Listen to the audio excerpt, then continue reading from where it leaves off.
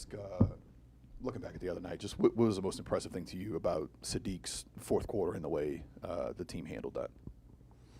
Well, I think just his overall poise, ability to go make plays, tough shots, playmaker, the competitive spirit, the fire. He's a big-time competitor more than anything, and he made plays and made big shots and willed us down the stretch. Also, kind of looking back Friday night, and Herb Jones, and is he a prime example of you don't necessarily have to score to impact winning basketball? Well, it's nice to have a player like Herb Jones's caliber back on the roster in the game. I think in the last 35 games when he's played, 6-6. We're a 500 ball club when Herb Jones plays. He comes back after missing 14 of 15, 15 of 16. We win the game. It's not a coincidence. I mean, he impacts winning at the highest level. He's what we want to stand for, what we want to be about. It's the area of our game that is struggling most, the defensive end. He impacts it at an extremely high level. He raises everybody's standard, their level, their energy, their focus. I think you saw that in the fourth quarter. There's a trust there, but there's a connection, and obviously we saw that. So it's great to have him back. He's got to own that defense, hold this group accountable, and that's his job.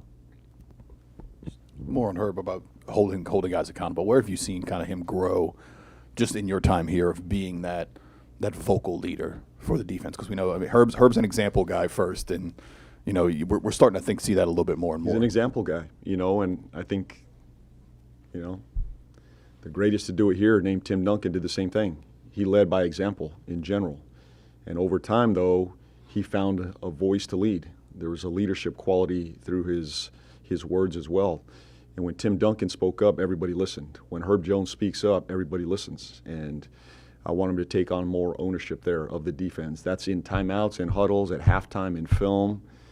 All that matters. We trust him. We believe in him. And that's when your team really elevates and takes the next step, is when players take ownership. Not coaches. It's the players on the floor, in huddles, doing this for each other and with each other. And that's the growth there for him. James, the Players Association put out a statement this afternoon saying they're standing in solidarity with the people of Minneapolis and protesting and risking their lives for justice.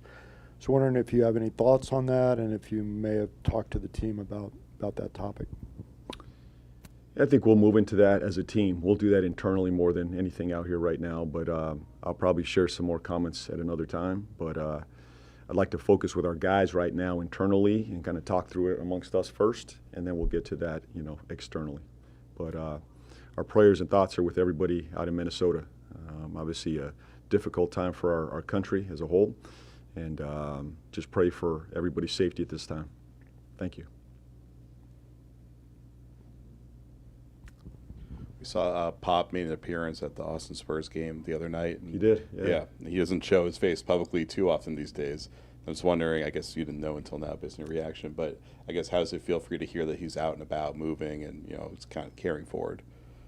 It's amazing. I think, there's very few people that have impacted my life the way he has, and I know what that means to him, just to get out and be a part of this community. He loves it, not only the Spurs family, the Austin family, to be out in restaurants and to be amongst the people was what he loves most. So he's working his tail off. I know that, and my thoughts are always with him every day. We just texted with each other a few minutes ago, and that's a good sign that he's out there, and hopefully we see more and more of that. He's touched so many lives, and I'm one of them. I'm very fortunate that he's been a part of my life, and it was really cool yesterday. We got to practice at our old practice facility. It was amazing. It was like going back in time for me. I walked in there like I was a 23-year-old, the smell of it took me back to those days. If those walls could talk, it's amazing. But I sat there, in the old theater room and the locker room, and reminisced about, how special this run has been. But it all started here, and how surreal to take your team back to that facility and go, this is where I came from. This is where I learned. This is where I grew up.